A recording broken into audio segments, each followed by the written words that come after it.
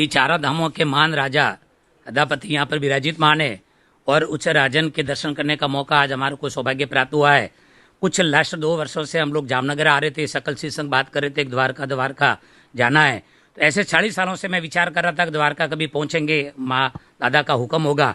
पर आज ऐसी स्थिति बनी कि यहाँ साक्षात दादा परमात्मा प्राप्त हुए और दर्शन करके स्वयं को तो लाभित प्राप्त हुए और यहाँ पर स्वयं मंदिर और शासन गदापति जो भी विराजे हुए उनके भी दर्शनादित करने के लिए मौका प्राप्त हुआ है। बड़ा भी सौभाग्य है कि इस क्षेत्र के अंदर हजारों लाखों की तादाद के अंदर इतनी बड़ी संख्या में पब्लिक का आवागमन होता है और श्रद्धा रूपी श्रृंगार जो होता है, एक श्रद्धा जब होती है तो हमारी भक्ति बढ़ती है और भक्ति बढ़ती है तो शक्ति का साधार देवों के द्वार पर प्राप्त होता ही होता है।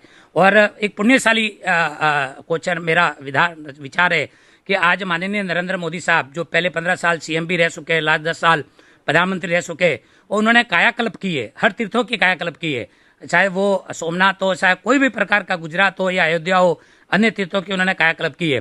तो आज द्वारका की नगरी पर लाखों लोगों का आवागमन है और लोग प्राप्त करते हैं अपनी भक्ति साधना से उस दर्शन प्राप्त करके राजा दरबार पर आके शीश झुकाते हैं और अपने मन मनोकामना पूरी प्राप्त करते हैं। तो आज बड़ी खुशी की बात है कि मैं जामनगर सकल सेन संघ के साथ में यहाँ पर पहुंचा हूँ और मेरी इच्छा भी थी कि मेरे दर्शन प्राप्त हुए। तो आज मेरे साथ में जामनगर संघ तो है और उसके साथ में शाह साहब जो यहाँ पर ऑन ड्यूटी संभालते हैं वो भी है और हमारे एसपी साहब जो वो भी यहाँ पर मौजूद है और तमाम अधिकारी भी मौजूद है। राय साहब भी हमारे बड़ौदा से जो पधारे है, सीधी ऑफिसर है।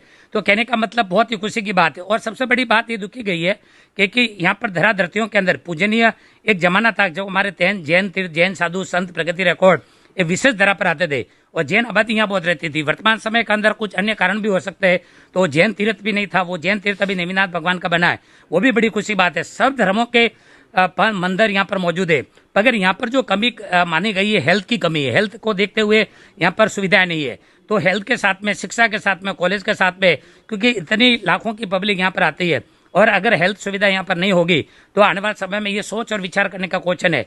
तो मैं माननीय मुख्यमंत्री साहब और गृह मंत्री साहब को और हेल्थ मिनिस्टर जो केंद्र सरकार के मनसुख जी मांडविया साहब जो पालिताना से राज्यसभा सदस्य भी है और मेरे परम शिष्य भी है उनके बाणी संजय जी, और मैंने कहूँगा कि भाई ये स्थितियाँ यहाँ कमी है शीघ्र ही यहाँ पर पूरी की जाए, क्योंकि यहाँ पर सब लोगों का वर्तमान में कोरोना काल है, तो कोरोना काल को देखते हुए स्थितियां फैल रही है। ऐसी स्थिति हो एक तो राज्य शासन पहले अगर जाग जाएगा तो फिर सोने का समय उनको प्राप्त हो गए, अगर सोने के पहले ही जाग जाएं तो ये बहुत ही समय की बात है। और बड़ी खुशी हुई है कि आज यहाँ पर आने का मौका हमको प्राप्त हुआ है और दर्शनातीत के लिए प्राप्त हुआ है। ये देवभूमि के अंदर दर्शन करने का मौका प्राप्त हुआ। मैं अपने आप को प्रसन्न और भाग्यशाली समझता हूँ।